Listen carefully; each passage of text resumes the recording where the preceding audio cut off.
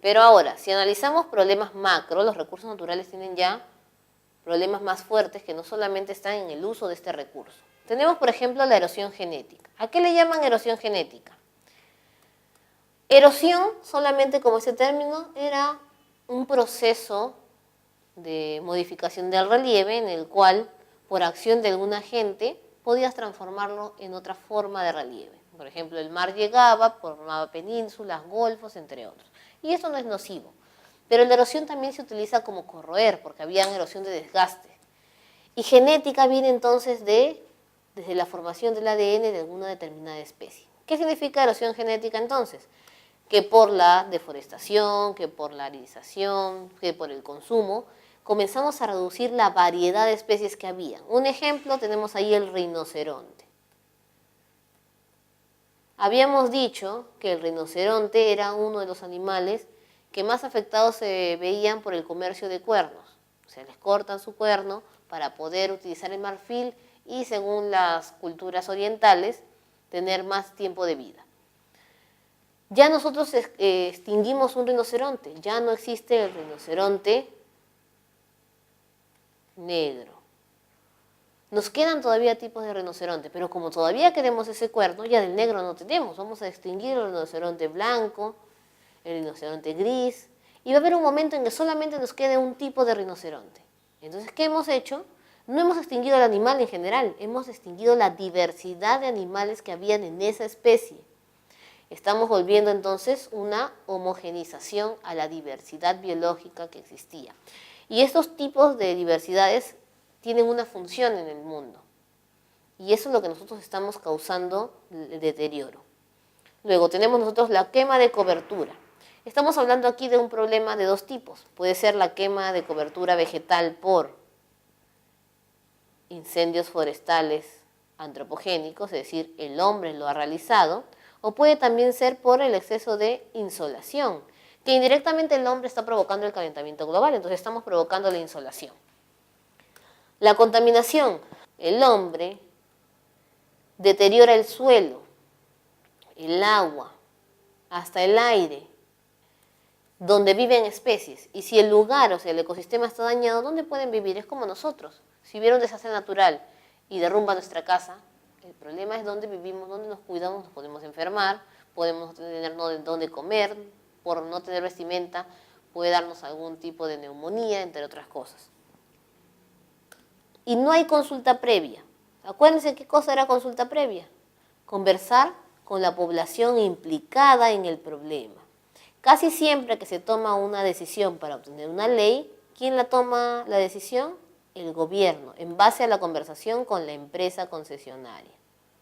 ¿Pero de quién se olvida? De los que viven ahí. Por eso que existen las áreas naturales de protección, llamadas también reservas comunales, para proteger el recurso natural del cual se abastecen comunidades nativas o indígenas. Eso es lo que está faltando.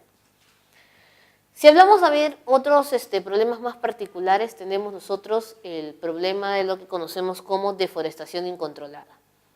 Le aumentan algunos el término incontrolada para señalar de que es un problema grave, pero en realidad desde que uno dice deforestar, ya estás hablando de un problema macro. ¿Por qué? La actividad económica no se llama deforestación, se llama tala. Y la tala es una actividad económica que genera la satisfacción a través de recursos naturales de las necesidades humanas. Entonces, hasta allí no hay ningún problema. Solo que la deforestación vendría a ser la tala indiscriminada. Corto cantidad de árboles. Ahí voy a encontrar de dos tipos. Cuando me llevo el recurso en cantidad y cuando de repente me llevo solamente un poco del recurso. ¿Pero qué no estoy haciendo? Reforestando. En los dos casos es necesaria la reforestación, pero algunos piensan, pero solamente son 2 árboles, 3 árboles, 4 árboles, pero si no volvemos a sembrar, a la larga estamos matando el suelo y son más de 2, 3 árboles porque no van a crecer nuevos ahí. Y si obviamente que depredo toda la zona, ya también sería un exceso. ¿Cuál es el problema que hay con esta deforestación? Como nosotros ya hemos visto en ecorregiones, tenemos zonas en las cuales hay gran cantidad de reserva boscosa, en la selva alta, selva baja y costa norte. Entonces se dice que casi todo el territorio peruano está rodeado de superficie boscosa, por eso nos ubican como segundo lugar en Latinoamérica luego de Brasil, noveno en el mundo, cuarto en función de bosque tropical. Y si nosotros deterioramos este recurso, no solamente estamos alterando la economía del país, sino también la sostenibilidad ambiental, porque estos bosques se encargan de limpiar el espacio de América en función a la contaminación. Ahora, se dice que en estos últimos 15 años nuestro país ha atravesado el mayor problema sobre deforestación indiscriminada. Son más de 7 millones de bosques que han sido deforestados, que equipara más o menos a un 95% a factor de tala y quema de maleza. Parece que fuera poco, pero en realidad es bastante, porque nosotros no sabemos si estos 7 millones en realidad van a equiparar una solamente parte de la selva alta, selva baja o costa norte, sino equiparan casi toda la totalidad. Y no solamente es que se llevan la superficie boscosa, sino están dañando el suelo, lo que a la larga va a impedir que hayan nuevos bosques en el Perú. Luego, ¿cuál es el otro problema? Hacemos daño a las comunidades indígenas y nativas. Ellos necesitan estos recursos no como nosotros transformados, los necesitan de manera directa. Ay, nos llevamos el agua, entonces ellos después, ¿qué tienen para tomar? Los bosques, ellos también utilizan la madera, se alimentan de los recursos que crecen en esos bosques. Nosotros al menos utilizamos la madera para transformarla en un mueble. Ellos necesitan la madera para poder construir una vivienda. Y como nos llevamos sus recursos, entonces no solamente corres el riesgo de que el recurso se extinga, sino que la comunidad indígena nativa también comience a desaparecer. Si los ubicamos por departamentos, siempre nos dicen que la deforestación mayor era en selva alta. Ahora los últimos índices nos indican selva baja. ¿Por qué razón? Porque la selva alta, el obtener el árbol, primero es caro por la maquinaria que debemos utilizar y por el problema del transporte. En cambio, la selva baja es más fácil de acceder a ello en función de transporte. El problema es que se hace más lejos en función de traerlo hacia las zonas de Lima. Si ubicamos así en esas dos localidades, la más deteriorada es San Martín, porque de todos los departamentos de la selva donde crecen estos árboles que nosotros utilizamos, está más cerca San Martín para traerlos a la parte de Lima. Loreto, porque ahí encontramos la mayor cantidad de caoba y tornillo. Entonces, como es la zona más amplia, la deforestan más. Ucayali también, porque estamos diciendo que selva baja es la que más están depredando en la actualidad. Entonces, estamos hablando de Loreto, Ucayali y hasta Madre de Dios. Solo que en Madre de Dios tenemos nosotros los aguajes o los aguajales, no tanto los árboles madereros.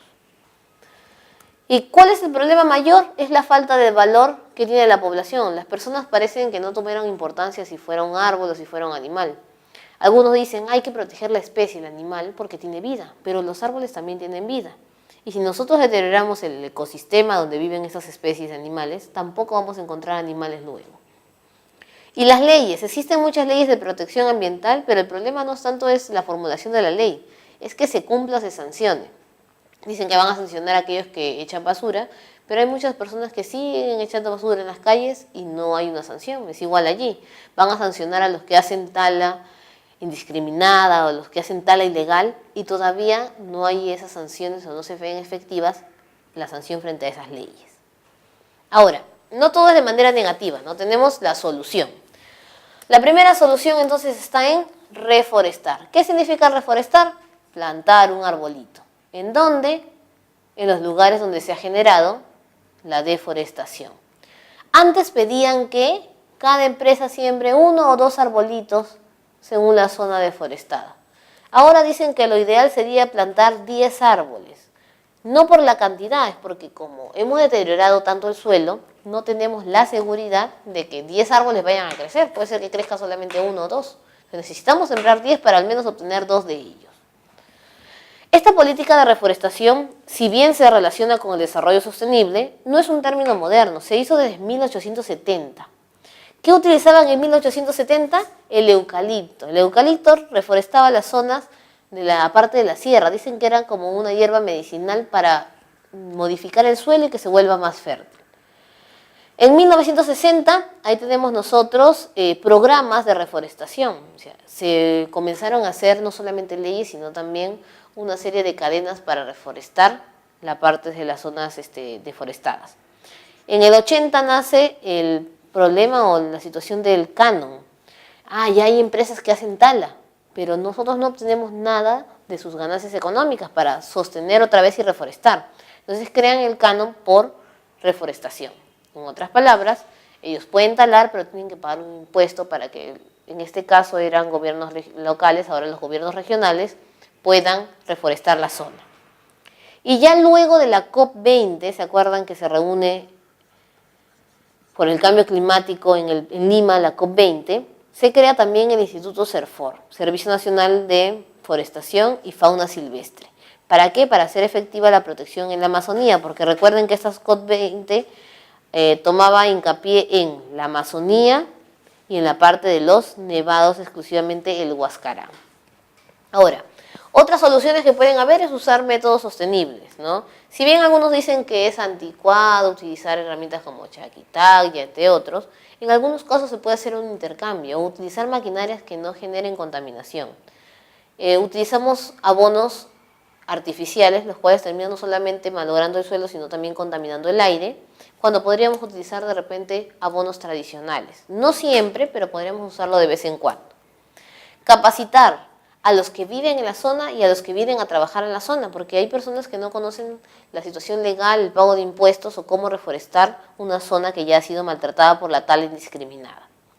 Y la reforma legal no significa hacer nuevas leyes en sí, sino tratar de poner más presión en la sanción a aquellos que no cumplen las leyes y ver el beneficio más a la población que a las empresas privadas que hacen esta reforestación. Ahora, cuando nosotros hablamos de